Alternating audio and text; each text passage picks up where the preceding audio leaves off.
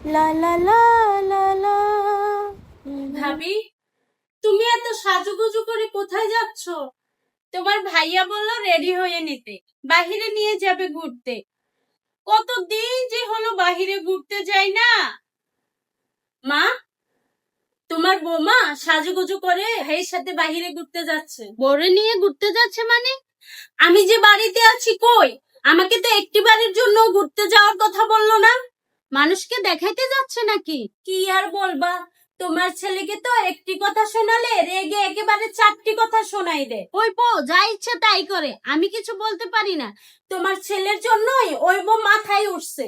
আর আমার চোখের সামনে দিয়ে আমার ছেলেরে নিয়ে ঘুরে বেড়াবে, আমি তো তা হতে দিব না। এক্ষুনি কিছু একটা করো, তাহলে তো ওই বউ তোমাকে আর পাত্তাও দিবে না। এবার কিছু একটা আমাকে করতেই হবে।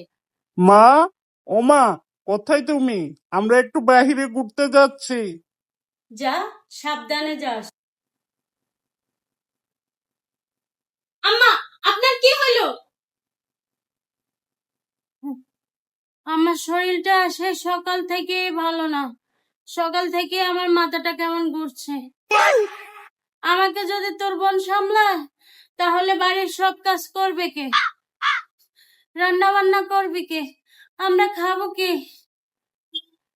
তোরা এখন বাইরে গেলে আমাদেরকে না খেয়ে থাকতে হবে। দেখ, তোরা যেটা ভালো মনে করিস। হুম। আচ্ছা আম্মা, ঠিক আছে, তোমার যেহেতু শরীর খারাপ তাহলে আমরা আজকে আর বাইরে গেলাম না।